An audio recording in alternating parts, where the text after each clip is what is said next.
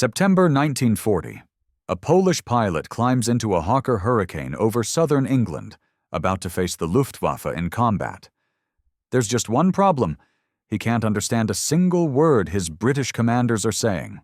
No English, no formal training in RAF procedures, just raw skill and a burning desire for revenge. His name is Stanisław Skalski, and by the time this war ends, he'll have more confirmed kills than any other Allied pilot in the Battle of Britain. But here's what makes this story truly extraordinary. He wasn't alone. An entire squadron of Polish pilots who could barely speak English would become the highest-scoring unit in the entire Royal Air Force.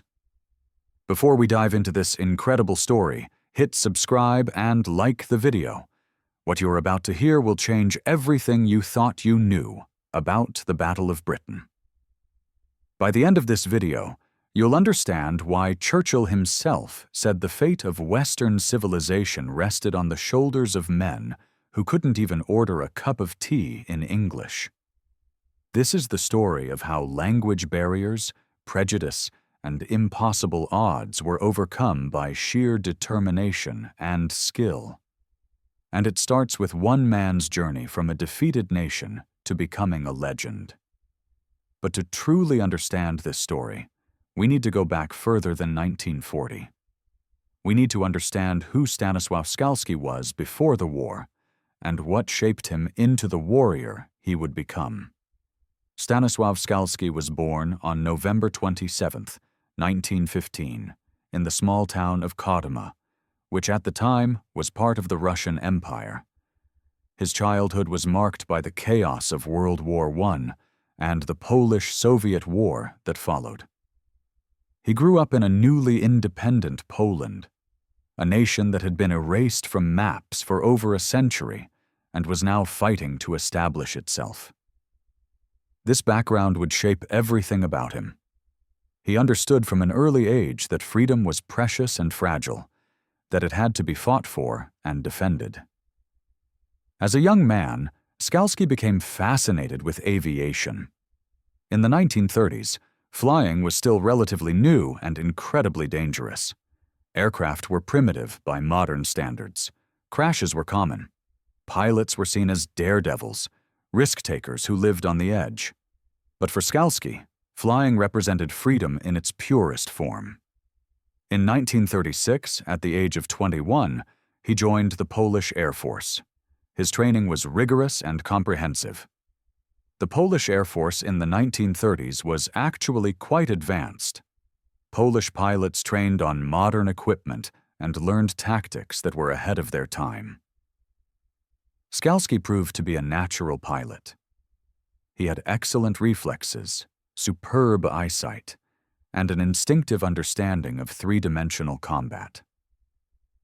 His instructors noted that he seemed to think in 3 dimensions, always aware of where every aircraft was in relation to his own. By 1939, he was a fully qualified fighter pilot, flying the PZL P-11, Poland's frontline fighter. He was 23 years old, confident, skilled, and completely unprepared for what was about to happen. To understand how unprecedented this story truly is, we need to go back to September 1939. Poland has just been invaded from both sides. Nazi Germany crashes through from the west, while the Soviet Union stabs Poland in the back from the east. The Polish Air Force fights valiantly, but they're outnumbered and outgunned. Within weeks, Poland ceases to exist as an independent nation. But the story of how Poland fell is more complex and more tragic than most people realize. The Polish Air Force in 1939 was not the primitive force that Nazi propaganda portrayed. Polish pilots were well-trained, experienced, and flying aircraft that, while not as modern as German fighters, were still capable in the right hands. The problem wasn't skill or courage, it was numbers and strategy. Germany attacked with over 1,500 aircraft. Poland had fewer than 400 operational planes. The mathematics of aerial combat are brutal. Even if Polish pilots were twice as skilled as German pilots, which many were, they simply couldn't be in enough places at once. Stanisław Skalski watched this unfold from the cockpit of his PZL P-11 fighter. The P-11 was a gull-winged monoplane that had been state-of-the-art when it was designed in the early 1930s. By 1939, it was hopelessly outclassed by German Messerschmitt 109s. The German fighters were faster, better armed, and more maneuverable. The P-11 had a top speed of about 240 miles per hour. The Me-109 could reach 350 miles per hour. The P-11 was armed with 2 machine guns. The Me-109 had 4 machine guns and 2 cannons. But Skalski and his fellow Polish pilots fought anyway, because what else could they do? Surrender wasn't an option. Running wasn't an option. The only choice was to fight, and hope that somehow, impossibly, they could hold out long enough for their French and British allies to come to their aid. That aid never came. France and Britain had declared war on Germany after the invasion of Poland, but they launched no offensive operations, no bombing raids on German cities, no ground invasion across the German border. Nothing. Polish pilots fought and died while their allies watched from a distance and did nothing. This betrayal would shape Polish attitudes toward their Western allies for the rest of the war. They would fight for Britain, yes. They would die defending British cities. But they would never forget that Britain had failed to defend Poland when it mattered most. This sense of betrayal, of being abandoned by allies who'd promised to help, created a bitterness that many Polish pilots carried for the rest of their lives. Skalski flew multiple combat missions during the September campaign. He engaged German bombers, fought German fighters, and watched as his country was systematically destroyed. He saw Warsaw bombed. He saw refugee columns strafed by German aircraft. He saw the Polish army, brave and determined but hopelessly outmatched, pushed back on every front. In one mission, he attacked a formation of German Heinkel 111 bombers. He dove on them from above, firing his machine guns in short, controlled bursts. He saw his bullets strike one of the bombers, saw smoke begin to trail from its engines. But before he could confirm the kill, German fighters were on him. He twisted and turned, using every trick he knew to shake them off. The Me-109s were faster, but the P-11 could turn tighter. He pulled his aircraft into turns so tight that the G-forces made his vision gray at the edges. He dove toward the ground, then pulled up at the last second, hoping the German pilots wouldn't follow. Some didn't. Some did. It was a deadly game of cat and mouse, played out at 300 miles per hour, where a single mistake meant death. He survived that mission. Many of his friends didn't. Every day the squadron lost pilots. Every evening there were empty chairs in the mess hall. Every morning new pilots arrived to fill those chairs, young men who were often dead by nightfall. The attrition was devastating. And then, on September 17th, came the final betrayal. The Soviet Union invaded from the east. Poland was now fighting a two-front war against two of the most powerful military forces in the world. The outcome was inevitable. By the end of September, organized Polish resistance had collapsed. The government fled into exile. The military was shattered, and thousands of Polish soldiers and airmen faced a terrible choice: surrender to the Germans or Soviets and face imprisonment or death, or escape and continue the fight from abroad. For Skalski, there was no choice at all. He would fight until Poland was free or until he was dead. His journey to England took 3 months, and it's a story that deserves to be told in detail because it illustrates the incredible determination of Polish servicemen who refused to accept defeat. Skalski escaped through Romania, a neutral country that had agreed to intern Polish military personnel who crossed its borders. But internment was a flexible concept. Romanian officials, sympathetic to Poland and wary of Germany, often looked the other way when Polish soldiers and airmen escaped from internment camps. The escape itself was dangerous. Skalski and several other Polish pilots made their way to the Romanian border on foot, traveling at night to avoid German patrols. They crossed the border in early October 1939, wading across a river in the darkness. Romanian border guards found them the next morning, exhausted and soaked. They were taken to an internment camp, but the conditions were relatively comfortable. The Romanians didn't want to be too harsh on Polish refugees, partly out of sympathy, and partly because they feared Germany might turn on them next. From Romania, Skalski made his way to France. This journey involved traveling through the Balkans, often on foot, sometimes by train, always in danger of being arrested by authorities who might send him back. He traveled with false papers, claiming to be a civilian refugee. He slept in barns, in forests, in the homes of sympathetic locals who risked their own safety to help Polish refugees. It took him 6 weeks to reach France. He arrived in Marseille in late November 1939, nearly 3 months after escaping Poland. In France, he joined thousands of other Polish servicemen who were being organized into Polish units under French command. The plan was to rebuild the Polish military in exile, to create new Polish divisions that would fight alongside French forces when Germany inevitably attacked westward. Skalski was assigned to a Polish fighter squadron that was being equipped with French aircraft. He spent the winter of 1939 to 1940 training on French fighters, learning French procedures, and waiting for the war to resume. The French aircraft were different from the Polish planes he'd flown.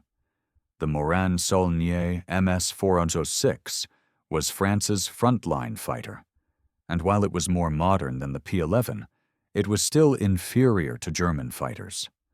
Skalski had to learn new procedures, new tactics, new ways of doing things.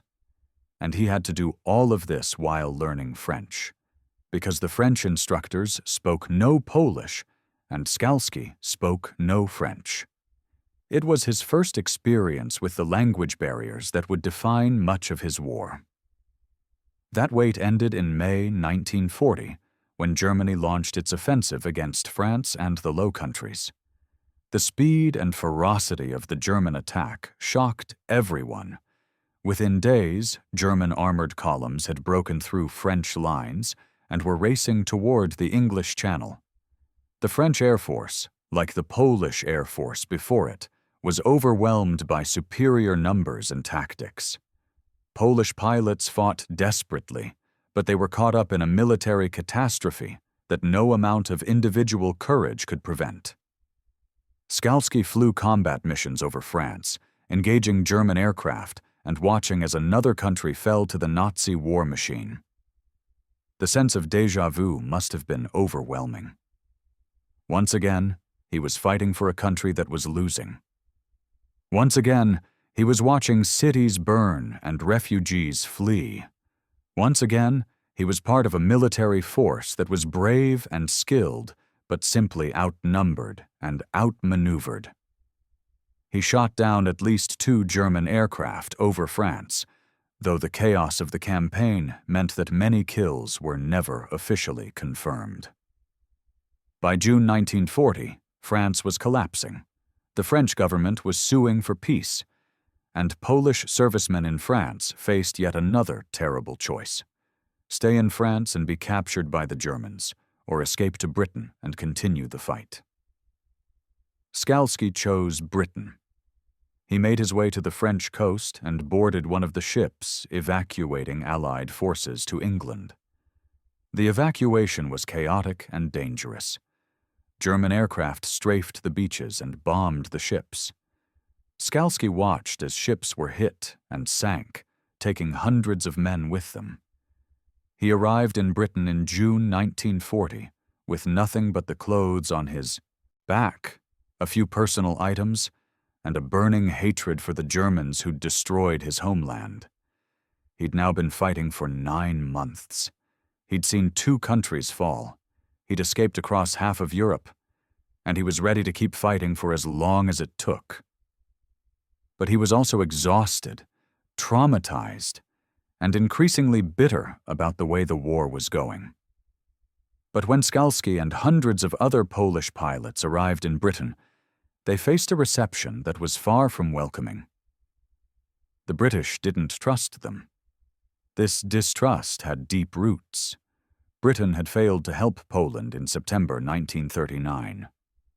British military leaders felt guilty about this failure, and that guilt manifested as suspicion toward the Polish servicemen who'd managed to escape.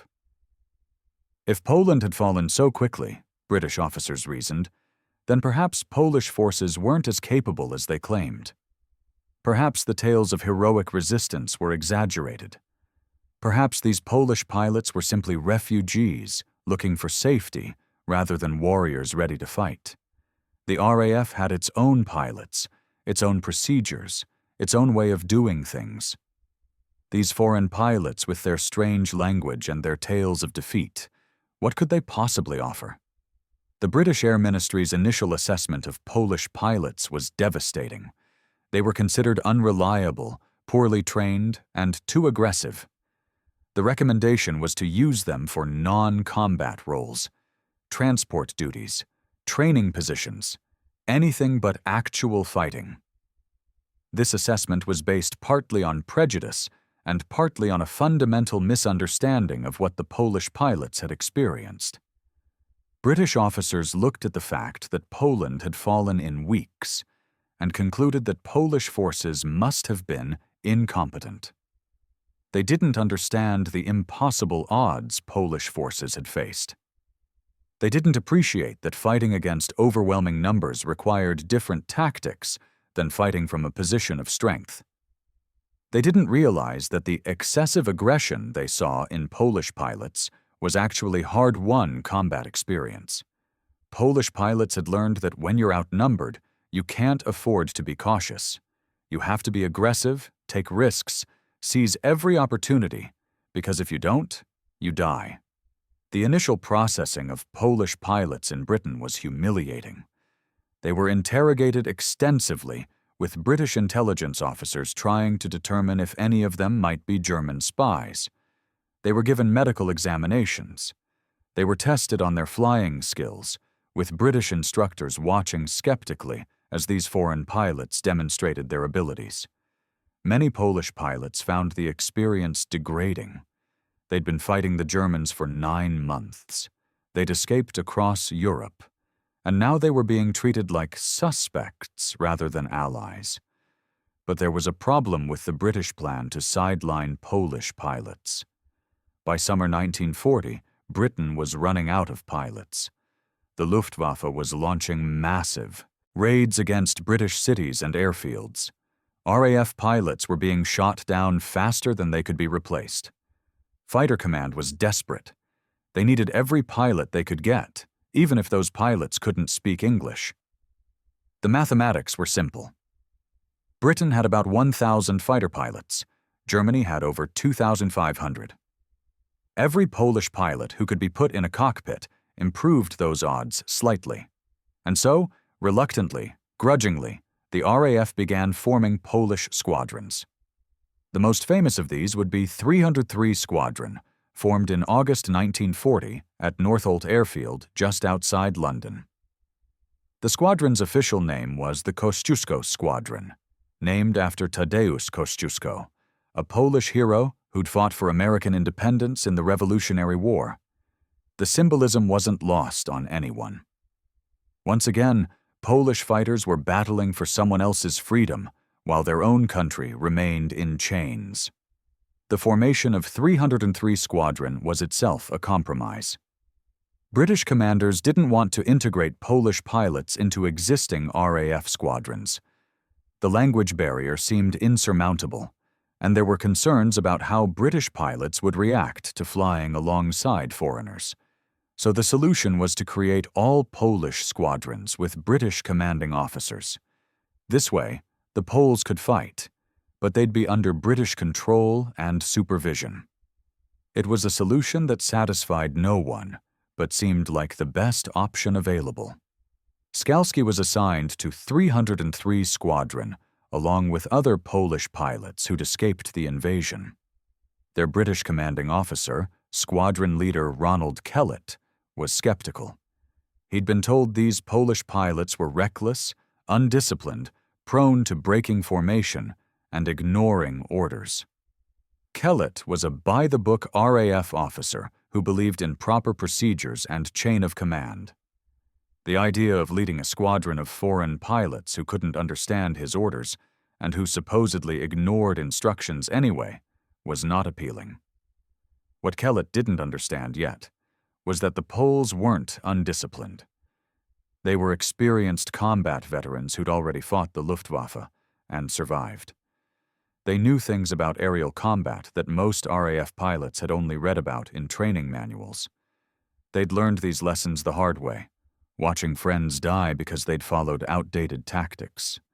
The rigid formations that the RAF taught, the careful positioning, the emphasis on maintaining formation integrity. All of this made sense if you were fighting from a position of strength. But if you were outnumbered, if you were flying inferior aircraft, if you were desperate, then you needed different tactics. Polish pilots had developed an approach to aerial combat that emphasized individual initiative, aggressive attacks, and a willingness to take risks that British pilots had been trained to avoid. This wasn't recklessness. It was adaptation. It was survival. But to British officers who hadn't experienced what the Poles had experienced, it looked like dangerous indiscipline. The cultural clash was inevitable and immediate. The language barrier was enormous, and it affected every aspect of squadron operations. Most Polish pilots spoke little or no English. Some knew a few words. A handful had studied English in school and could manage basic conversations. But technical aviation terminology, radio communications, complex tactical instructions? These were far beyond the capabilities of most Polish pilots. British controllers would issue orders that Polish pilots couldn't understand. The Poles would respond in Polish that British controllers couldn't comprehend. Training sessions were exercises in frustration. British instructors would explain RAF procedures in English. Polish pilots would nod and smile, understanding perhaps one word in 5. Then they'd go up and fly the way they'd been trained in Poland, because that was the only way they knew.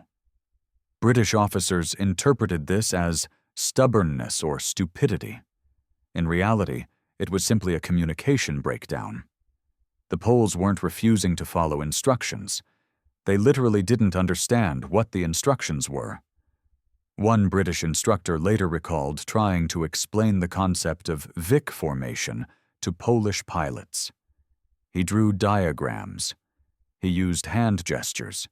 He spoke slowly and clearly. The Polish pilots nodded enthusiastically. Then they went up and flew in a completely different formation, one they'd learned in Poland. The instructor was furious, thinking they'd deliberately ignored his instructions. Only later did he realize they simply hadn't understood what he was trying to tell them. Ground crew faced similar challenges.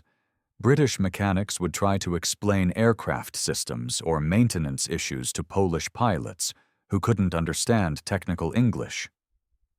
Polish pilots would try to describe problems with their aircraft using gestures and the few English words they knew.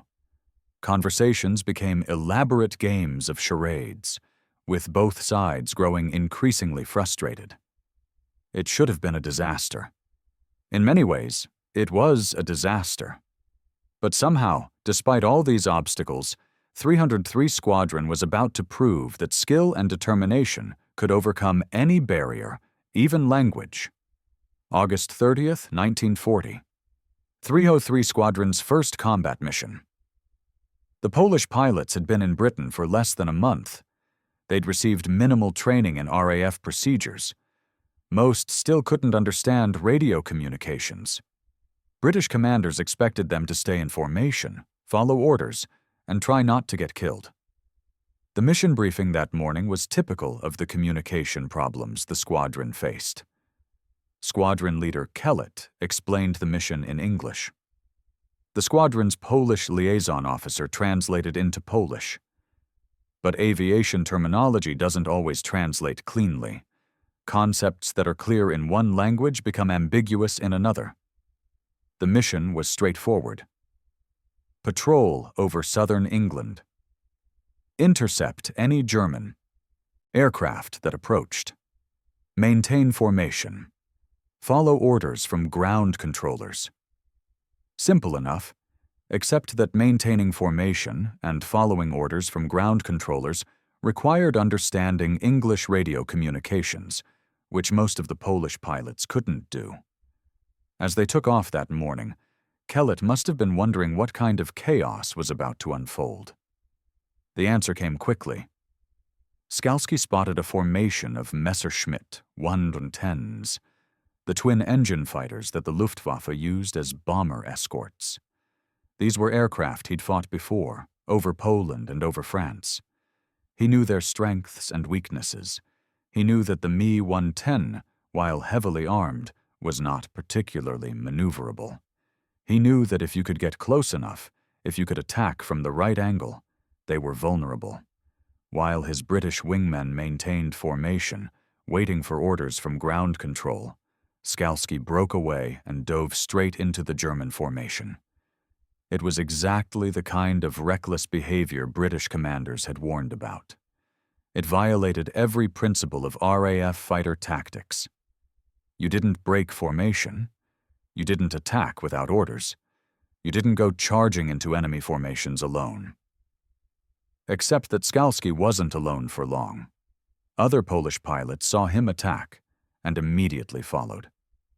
Within seconds, the carefully maintained RAF formation had dissolved as Polish pilots tore into the German aircraft like wolves among sheep. The German pilots were caught completely off guard. They'd been expecting the cautious, methodical attacks that RAF squadrons typically employed. Instead, they found themselves under assault from pilots who seemed to have no regard for their own safety, who were attacking from impossible angles, who were pressing their attacks to point-blank range. Within minutes, Skalski had shot down 2 German aircraft. Other Polish pilots followed his lead, racking up kills with a speed and efficiency that shocked everyone watching from the ground. By the time the squadron returned to base, they'd shot down 6 German aircraft without losing a single pilot. The British were stunned. In one mission, this squadron of supposedly unreliable foreign pilots had achieved what many RAF squadrons couldn't accomplish in a week. Squadron leader Kellett's report that evening was remarkable. He wrote that the Polish pilots had displayed extraordinary skill and aggression. They seemed to have an instinctive understanding of aerial combat that exceeded anything he'd seen from British pilots. But he also noted a problem. The Poles were ignoring orders, breaking formation, and operating independently. From a British perspective, this was dangerous indiscipline. From a Polish perspective, this was how you stayed alive and killed Germans. The disconnect was fundamental. British tactics had been developed for a different kind of war, a war where you had numerical superiority and could afford to be methodical. Polish tactics had been forged in the fires of desperate combat against overwhelming odds. What the British didn't understand yet was that Polish pilots had developed their tactics through brutal experience. They'd fought against overwhelming odds during the invasion of Poland. They'd learned that rigid formations got you killed. They'd learned that aggression and initiative were the keys to survival. They'd learned these lessons the hard way, watching friends die because they'd followed outdated tactics. Every Polish pilot in 303 Squadron had seen things that British pilots had only imagined. They'd seen their country destroyed. They'd seen cities bombed into rubble. They'd seen refugee columns strafed. They'd seen friends shot down and killed. This experience had shaped them in ways that were hard for outsiders to understand. They weren't fighting for abstract concepts like freedom or democracy. They were fighting for revenge.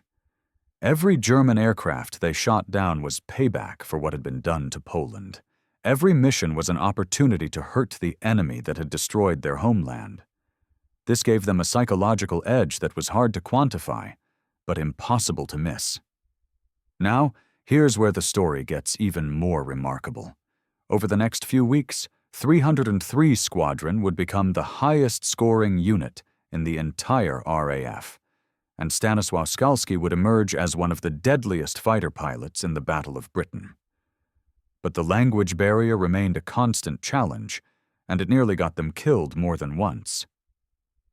The problem wasn't just understanding orders. It was the entire system of air defense that Britain had developed. The RAF's fighter defense system was sophisticated and complex. It relied on radar stations detecting incoming German aircraft, ground controllers calculating intercept vectors, and fighter squadrons being directed to precise locations to engage the enemy. This system required constant radio communication between ground controllers and pilots. Controllers would vector fighters toward enemy formations, providing updates on altitude, heading, and distance. Pilots would acknowledge these instructions and adjust their course accordingly. This system worked brilliantly when everyone spoke the same language. But when Polish pilots couldn't understand the vectors being given, when they couldn't comprehend the tactical instructions, the system broke down. Ground controllers would issue instructions that Polish pilots couldn't follow. The Poles would end up in the wrong position, or they'd ignore the instructions entirely and hunt for Germans on their own. Surprisingly, this often worked out. Polish pilots had excellent eyesight and years of experience spotting enemy aircraft. They didn't need ground controllers to tell them where the Germans were. They could find them on their own. But it created chaos in the air defense system. Controllers would lose track of where Polish squadrons were.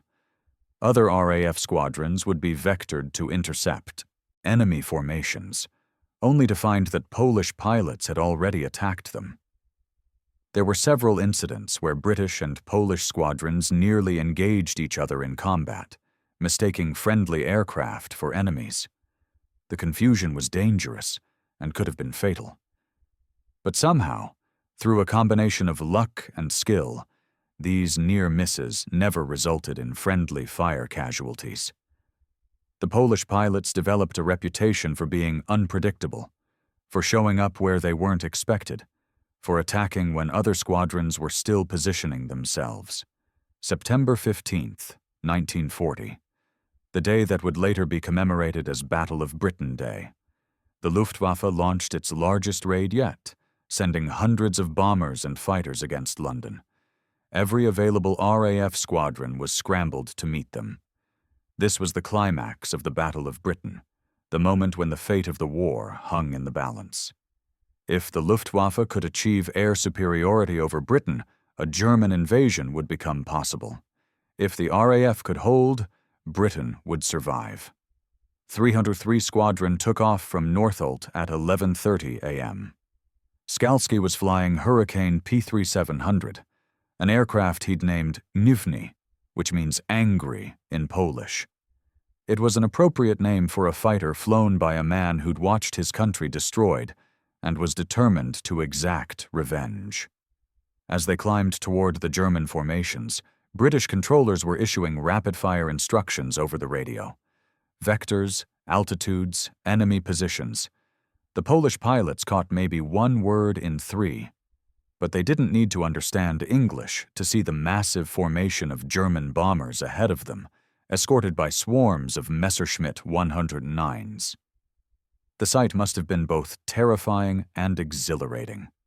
Terrifying because of the sheer numbers. There were easily 200 German aircraft in the formation. Maybe more. Exhilarating because here, finally, was a chance to strike back at the enemy that had destroyed Poland. What happened next became legendary in RAF history. While other squadrons carefully positioned themselves for coordinated attacks, following the instructions from ground control, the Poles simply charged straight at the Germans.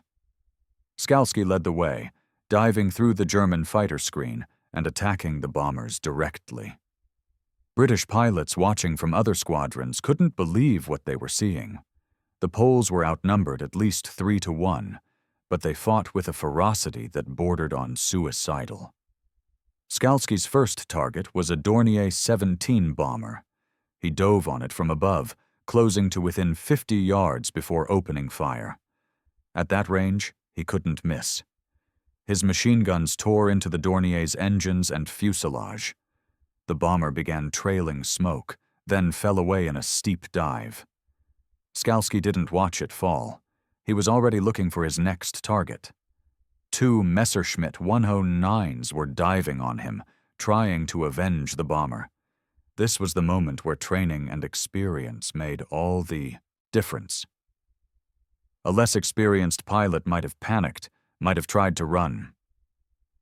Skalski turned into the attack, a maneuver that seemed suicidal, but was actually tactically sound.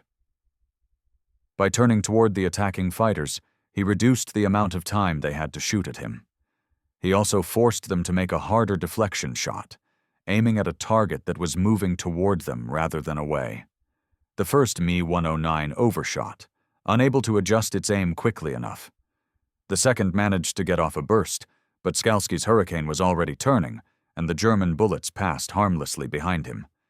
Now Skalski was on the offensive. He pulled his Hurricane into a tight turn, trying to get on the tail of one of the German fighters. The Me-109 was faster than the Hurricane, but the Hurricane could turn tighter. It became a contest of skill and nerve. The German pilot tried to use his speed advantage to escape. Skalski anticipated this and cut across the circle, closing the distance. At 100 yards, he opened fire. The Me-109 shuddered as bullets struck home. Pieces flew off the aircraft. Then it rolled over and dove toward the ground, trailing smoke and flame. Skalski had no time to celebrate. Another Me-109 was attacking him from above. He dove away, using the Hurricane's ruggedness to his advantage. The Hurricane could take damage that would destroy other aircraft. German pilots had learned to respect the Hurricane's toughness. You had to hit it hard and hit it repeatedly to bring it down. Skalski dove toward the ground, the German fighter following. At low altitude, Skalski pulled up sharply. The German pilot, going faster, couldn't match the maneuver. He pulled up too late and too hard. His aircraft stalled and spun into the ground. That was 3 kills in less than 10 minutes. Skalski climbed back toward the bomber formations, looking for more targets. Other Polish pilots in 303 Squadron were having similar success. The sky was full of burning aircraft, parachutes, and the contrails of dogfights. The battle raged for over an hour. When it finally ended, when the surviving German aircraft turned back toward France, the Poles had accounted for 15 German aircraft destroyed. It was the highest single-day score for any RAF squadron during the entire Battle of Britain. When they landed back at Northolt, the Polish pilots were jubilant. They'd struck a real blow against the Germans. They'd avenged, in some small way, what had been done to Poland. But British commanders were horrified. The Poles had ignored orders, broken formation, and engaged in what looked like reckless individual combat. From a British military perspective, it was chaos. From a results perspective, it was the most effective aerial combat the RAF had seen. That evening, Air Vice Marshal Keith Park, commander of 11 Group, visited Northolt to see these Polish pilots for himself. Park was one of the RAF's most experienced commanders. He'd been developing fighter tactics for years. He'd studied aerial combat from the First World War. He'd written manuals on fighter tactics. But here were pilots who'd thrown out the RAF tactical manual and were achieving results that exceeded anything his British squadrons were accomplishing. Through interpreters, Park interviewed several Polish pilots, including Skalski. What he learned was revelatory. The Poles explained that they'd fought the Luftwaffe before, during the invasion of Poland and over France. They'd learned that German pilots were well-trained, but often predictable. They followed their own tactical doctrines rigidly. They relied on their superior aircraft and numbers. The Poles had learned to exploit this. By being unpredictable, by attacking aggressively when German pilots expected defensive tactics, they could create confusion and opportunities. Park asked about the language barrier. How could they function as a squadron when they couldn't understand radio communications? Skalski's response, translated by one of the few bilingual Polish officers, was simple but profound. "We don't need radios to kill Germans. We need eyes and guns." But there was more to it than that. The Polish pilots had developed their own system of communication that didn't rely on radio or language. They used hand signals visible through cockpit canopies, waggling wings to indicate enemy aircraft, rocking the aircraft to signal an attack, pointing to indicate direction. They'd created a visual language that transcended the English they couldn't speak. They'd also developed an almost telepathic understanding of each other's flying. When you've trained together, fought together, survived together, you learn to anticipate what your wingman will do. You don't need words. You just know. Park left Northolt that evening with a new appreciation for the Polish pilots. He also left with a decision that would change RAF tactics for the rest of the war.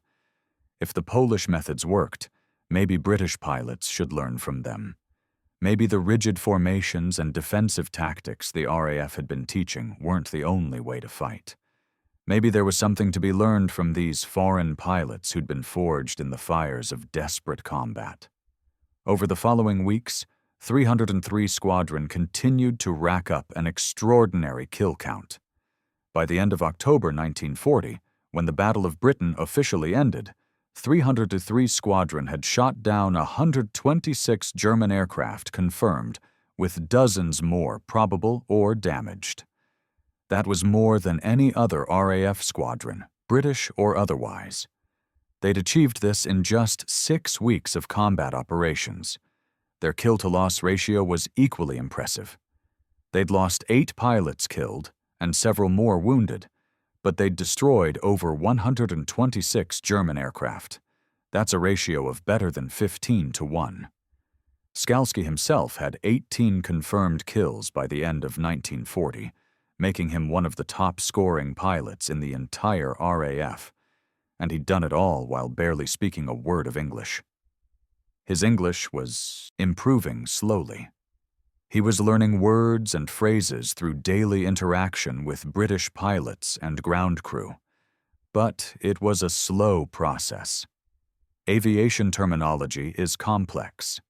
Technical discussions about tactics and aircraft performance required a vocabulary that took years to develop. But here's what makes this story even more remarkable.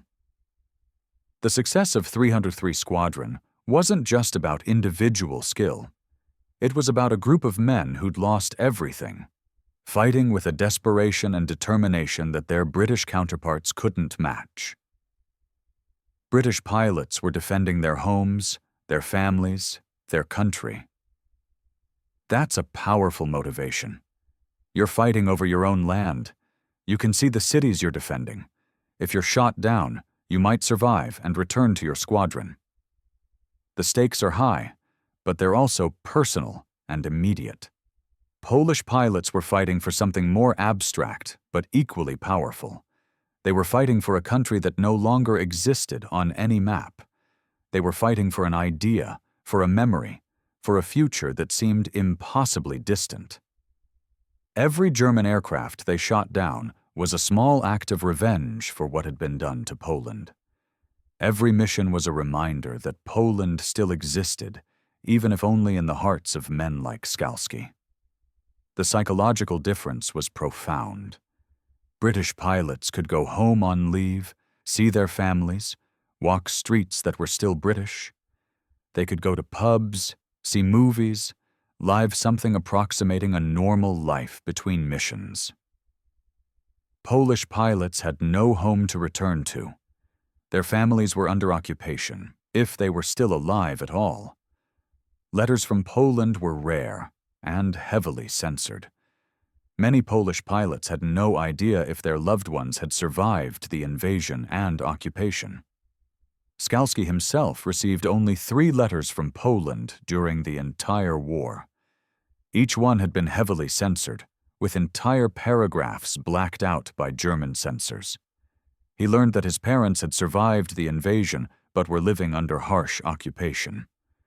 He learned that his younger brother had been arrested by the Gestapo for resistance activities. He never learned what happened to his brother. After the war, he discovered that his brother had been executed in 1942. This created a kind of focused intensity that was hard for outsiders to understand. These men had nothing to lose because they'd already lost everything. The only thing left was the fight itself. And they threw themselves into that fight with everything they had. Some British pilots found this intensity disturbing. Polish pilots seemed to have no fear, no sense of self-preservation. They would press attacks to suicidal ranges. They would take on impossible odds. They seemed to be actively seeking death in combat. But that wasn't quite right. Polish pilots weren't suicidal. They wanted to survive. They wanted to live to see Poland free again. But they'd also made a calculation that many British pilots hadn't. They'd decided that dying in combat while killing Germans was preferable to living in a world where Poland remained enslaved. This gave them a freedom that British pilots didn't have. If you've already accepted that you might die, then fear loses much of its power over you. But the language barrier continued to create problems, sometimes with tragic consequences. In October 1940, a Polish pilot named Ludwik Paskiewicz was shot down and killed, partly because he couldn't understand the warning his British wingman was trying to give him over the radio. A German fighter had gotten on his tail, and his wingman was screaming warnings that Paskiewicz couldn't comprehend. By the time Paskiewicz realized he was under attack, it was too late. The German pilot's bullets tore into his Hurricane. The aircraft caught fire. Paskiewicz tried to bail out, but he was too low. His parachute didn't have time to open. The death hit the squadron hard. Paskiewicz had been a popular pilot, well liked by both Polish and British personnel. His death was a stark reminder that the language barrier wasn't just an inconvenience. It could be fatal. After that incident, 303 Squadron implemented new procedures. Polish pilots would fly in pairs, always with someone who spoke at least some English. They developed more sophisticated hand signals. They practiced formation flying until they could anticipate each other's moves without any communication at all. They also began intensive English lessons. Every evening, Polish pilots would gather for English classes taught by bilingual Polish officers and sympathetic British personnel. They learned basic phrases first. Bandits at 12 o'clock. Break left. I'm hit. Bailing out. The vocabulary of aerial combat. Then they expanded to more complex communications, weather conditions, aircraft status, tactical discussions. It was slow, frustrating work. English is not an easy language to learn, especially for Polish speakers. The grammar is different, the pronunciation is different, the entire structure of the language is alien, but slowly, gradually, the Polish pilots became functional in English. They would never be fluent. Most would speak with heavy accents for the rest of their lives, but they learned enough to understand radio communications, to follow orders, to coordinate with British squadrons. The language barrier that had seemed insurmountable in August 1940 became manageable by early 1941. Skalski became known for his ability to read a tactical situation instantly. British pilots who flew with him, said it was like he could see the entire battle at once, understanding where every aircraft was and where it would be in the next few seconds. This wasn't supernatural ability. It was experience bought with the blood of his countrymen during the invasion of Poland. He'd been in so many dogfights, faced so many life-or-death situations, that pattern recognition had become instinctive. He could look at a formation of German aircraft and immediately identify the weak points. He could see which pilots were experienced and which were novices. He could predict how German formations would react to attacks. This kind of tactical awareness can't be taught in a classroom. It comes only from experience, from surviving hundreds of combat encounters and learning from each one. By early 1941, Skalski's reputation had spread throughout fighter command. He was no longer just another foreign pilot. He was recognized as one of the RAF's most skilled fighter aces. British pilots who'd been skeptical of Polish pilots in 1940 were now requesting to fly with them. Squadron commanders were studying Polish tactics and incorporating them into RAF training. The rigid formations that had characterized RAF fighter tactics in 1940 were giving way to more flexible, aggressive approaches that owed much to Polish influence. In 1941, Skalski was promoted to flight lieutenant and given command of a flight within 303 Squadron. It was a recognition of his skill and leadership, but it also came with new challenges. Now he had to not just fight, but lead. He had to make tactical decisions that would determine whether his pilots lived or died. And he had to do all of this while still struggling with English. His leadership style was simple. Lead from the front. Never ask your pilots to do anything you wouldn't do yourself. And always, always be aggressive. German pilots learned to recognize Skalski's tactics. He had a distinctive style, a way of attacking that was both unpredictable and devastatingly effective. Luftwaffe intelligence reports from 1941 specifically mentioned Polish pilots as being among the most dangerous opponents German fighters faced. But 1941 brought new challenges. The Battle of Britain was over. The Luftwaffe had failed to achieve air superiority over England, but the war was far from finished. RAF Fighter Command shifted from defensive operations to offensive sweeps over occupied France.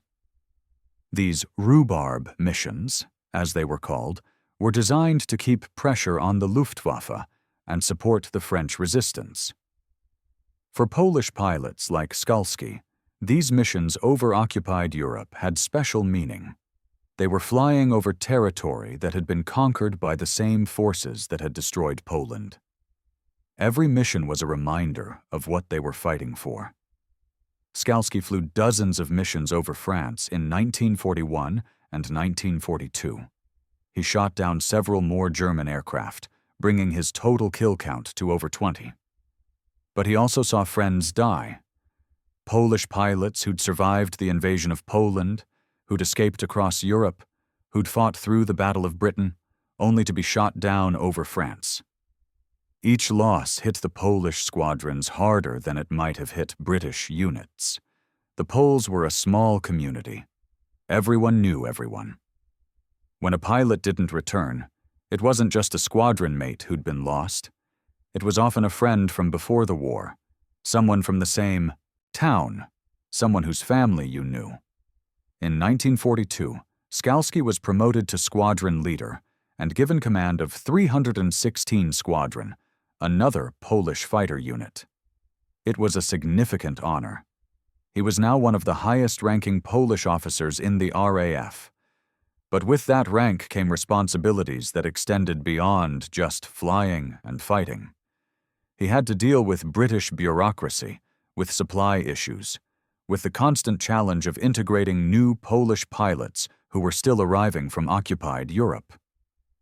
Some of these new pilots had escaped through the Soviet Union, traveling thousands of miles through Russia, Persia, and Africa to reach Britain.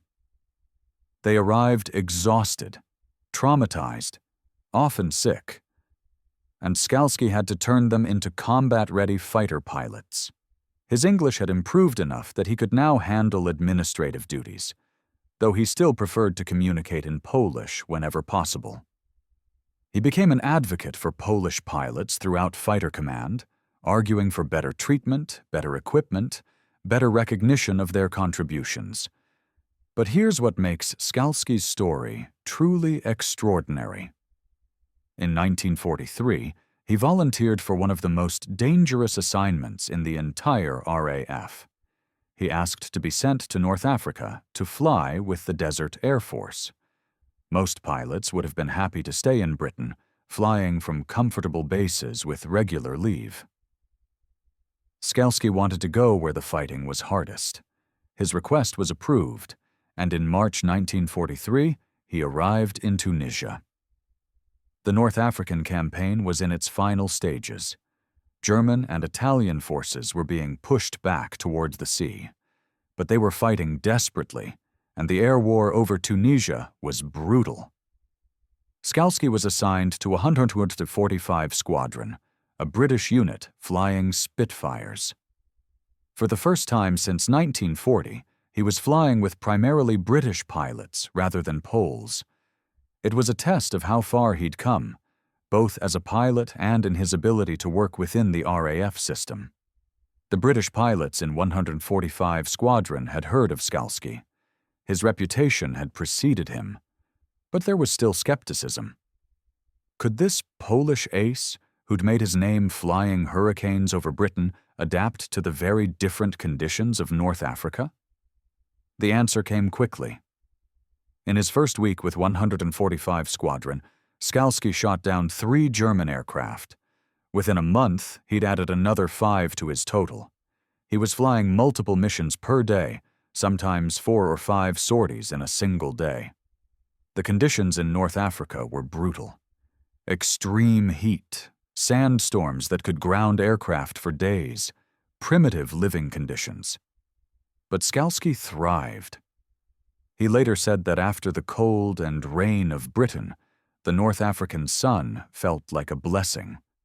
More importantly, in North Africa, he felt like he was making a real difference. Every German aircraft shot down, every convoy strafed, every airfield attacked was a tangible contribution to pushing the Axis forces back.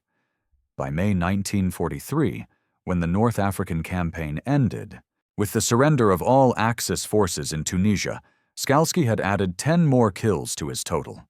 He was now one of the highest-scoring Allied pilots in the entire Mediterranean theater.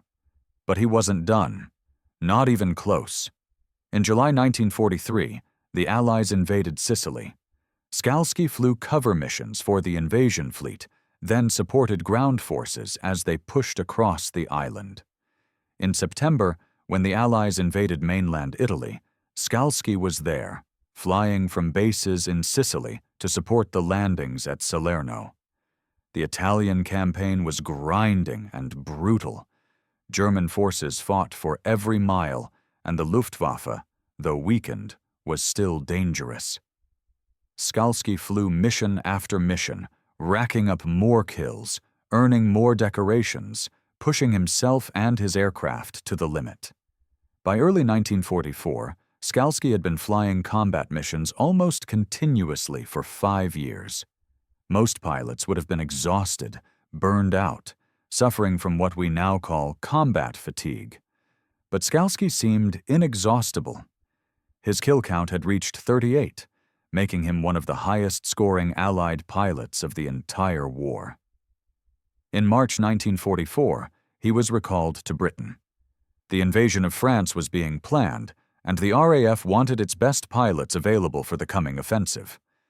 Skalski was given command of 133 Polish Fighter Wing, a formation of 3 Polish squadrons. It was the highest command position any Polish pilot had achieved in the RAF.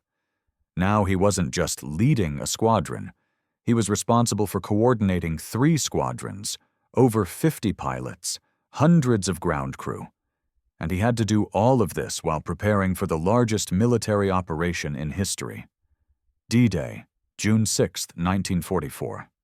Skalski led his wing over the Normandy beaches, providing air cover for the invasion fleet.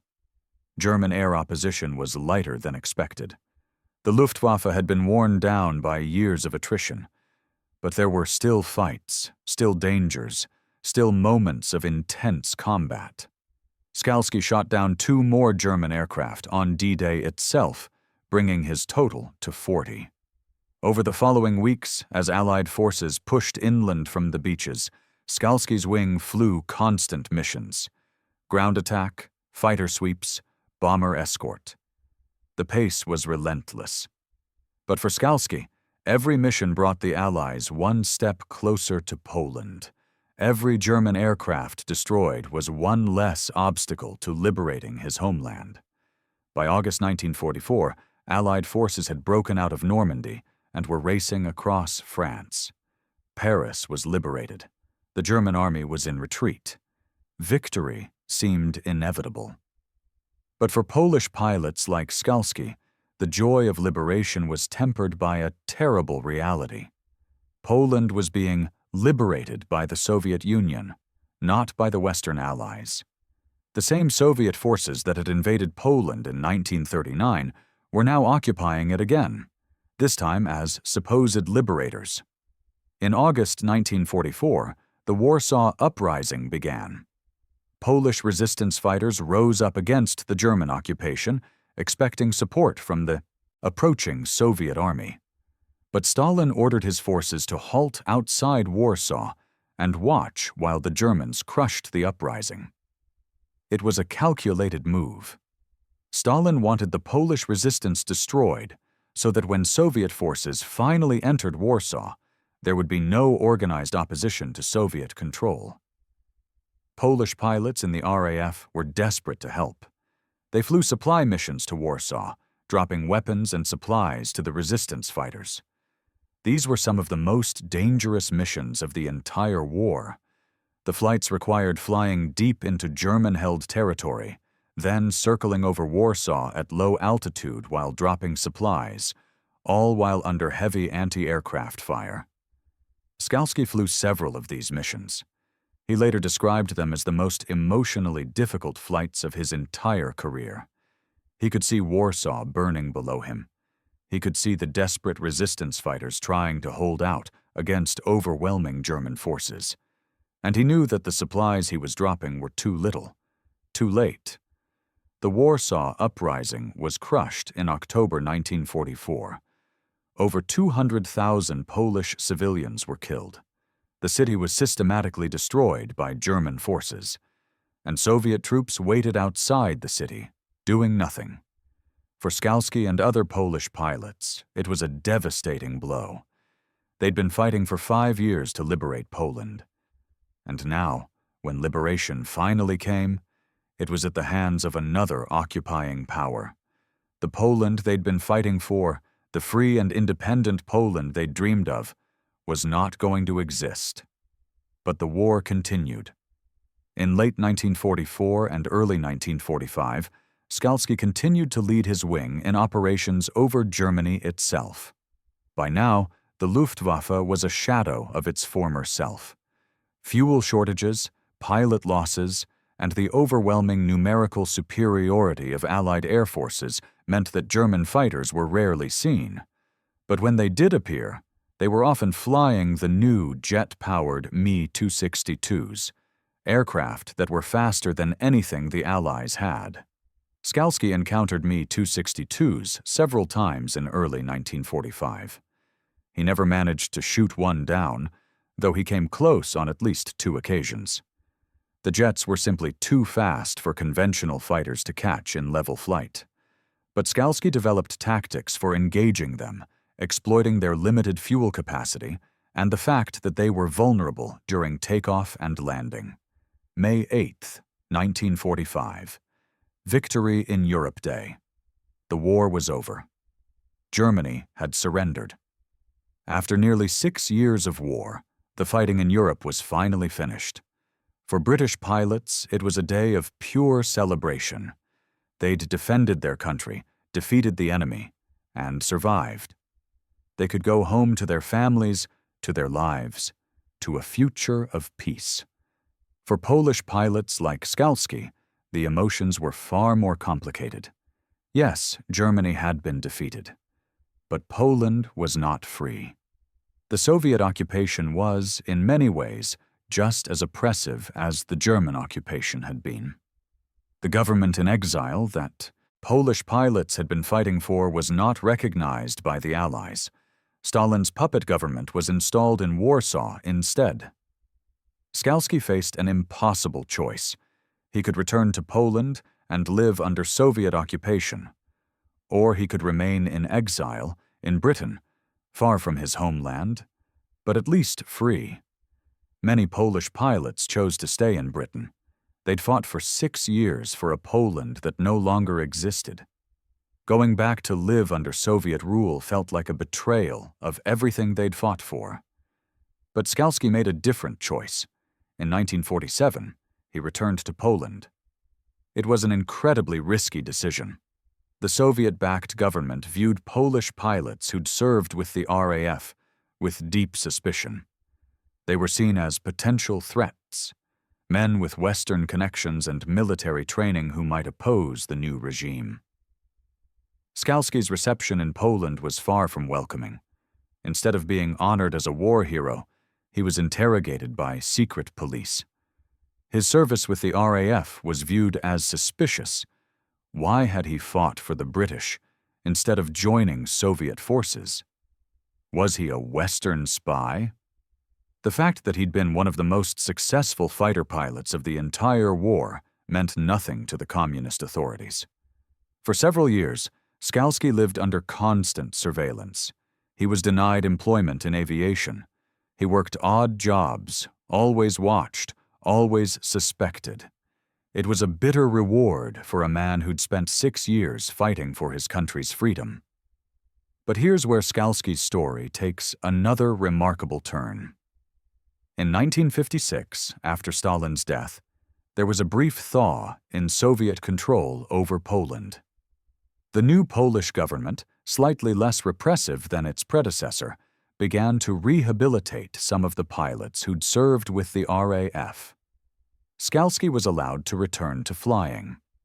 He became a test pilot for the Polish Air Force, flying Soviet-designed aircraft.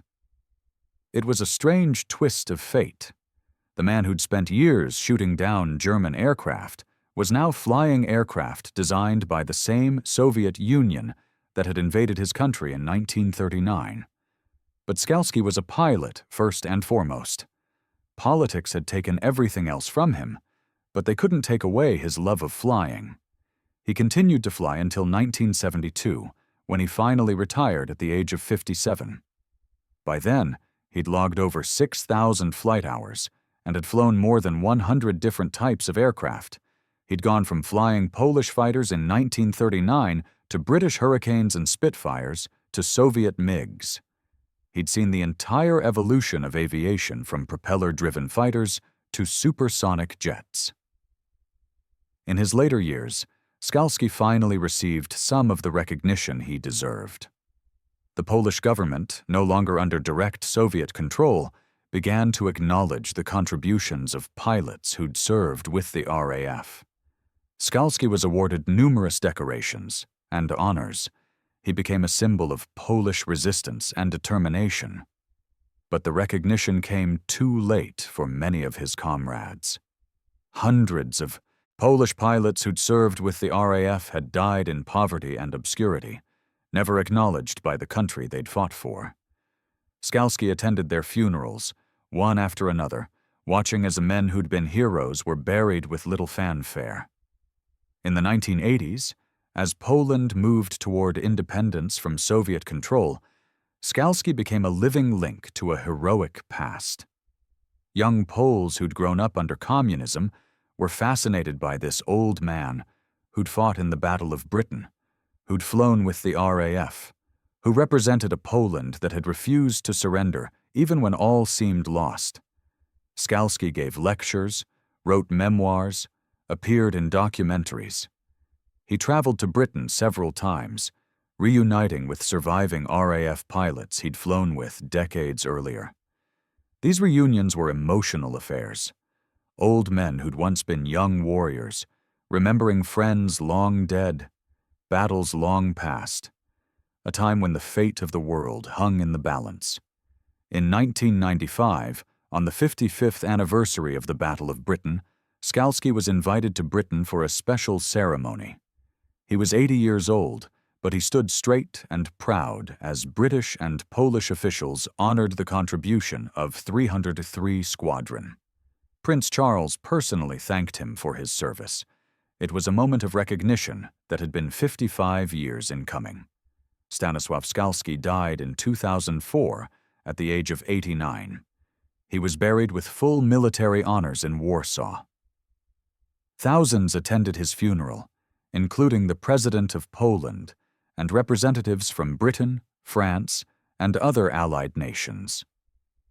The man who'd started the war as a young pilot who couldn't speak English ended it as a national hero, honored by multiple nations. His final confirmed kill count was 18 and 1 bunks, though many historians believe the actual number was higher. Many of his victories in North Africa and Italy were never officially confirmed due to the chaos of combat and incomplete records. Some estimates put his actual kill count at over 25, which would make him one of the highest-scoring Allied pilots of the entire war. But Skalski's legacy isn't just about numbers. It's about what he represented. He was living proof that determination and skill could overcome any obstacle, even the barrier of language. He showed that courage and competence transcend national boundaries. He demonstrated that even when your country has been erased from the map, even when all seems lost, the fight can continue. The story of 303 Squadron and pilots like Skalski challenges comfortable narratives about World War II. We often think of it as a straightforward story of good versus evil, of Allied nations uniting to defeat fascism. But for Polish pilots, the reality was far more complex. They fought for 6 years, achieved extraordinary success, and ended the war with their country occupied by a different totalitarian power. They were heroes without a homeland, warriors without a victory. They defended Britain when Britain needed them most, but Britain couldn't or wouldn't defend Poland when Poland needed help. It's a bitter irony that haunted Polish veterans for the rest of their lives. Yet despite this, pilots like Skalski never expressed regret about their service. They'd done what they believed was right. They'd fought against evil, even if the victory was incomplete. They'd proven that Poland, even in defeat, had not surrendered. The language barrier that seemed so insurmountable in 1940 became, in retrospect, almost irrelevant. Skalski and his fellow Polish pilots proved that you don't need perfect English to be a perfect fighter pilot. You need skill, courage, determination, and a willingness to close with the enemy. Everything else is secondary. Today, 303 Squadron is remembered as one of the most elite fighter units of World War II. Their combat record speaks for itself. Highest-scoring RAF squadron in the Battle of Britain. Over 126 confirmed kills in just 6 weeks of combat. A kill-to-loss ratio that exceeded any other unit in fighter command. And they achieved all of this while operating in a foreign country, flying unfamiliar aircraft, unable to speak the language of their commanders. Modern RAF pilots study 303 Squadron's tactics. Aviation historians analyze their success. And in Poland, they're remembered as heroes who kept the flame of Polish independence alive during the darkest years of occupation. Skalski's personal story embodies all of this, from a young pilot in a defeated air force to one of the RAF's deadliest aces, from a man who couldn't order a cup of tea in English to a squadron commander coordinating complex operations, from an exile with no country to return to to a national hero honored by multiple nations. His journey wasn't easy. He faced prejudice, discrimination, and suspicion from both the British he fought for and the Polish government he eventually returned to. He watched friends die, saw his country occupied by two different totalitarian powers, and spent years under surveillance by secret police. But through it all, he never stopped being a pilot. He never stopped fighting. He never stopped believing that Poland would one day be free. And in the end, he lived to see it. When Poland finally achieved independence in 1989, Skalski was there to witness it. The country he'd fought for, the Poland that had existed only in memory and hope for 50 years, was finally free. It's impossible to know what that moment meant to him. To have fought for something for so long, to have seen that dream deferred for decades, and then finally to see it realized. Not in his youth, when he'd been a warrior, but in his old age, when he'd become a symbol. Here's my question for the history buffs and aviation enthusiasts watching. Could you have done what Skalski did? Could you have fought for 6 years for a country that wasn't your own, knowing your own country was occupied and suffering? Could you have overcome the language barrier, the prejudice, the discrimination, and still performed at the highest level? And for those who've served in foreign militaries or worked in foreign countries, what was your experience with language barriers and cultural differences? Drop your thoughts below. I read every comment, and the best discussions often become future video topics.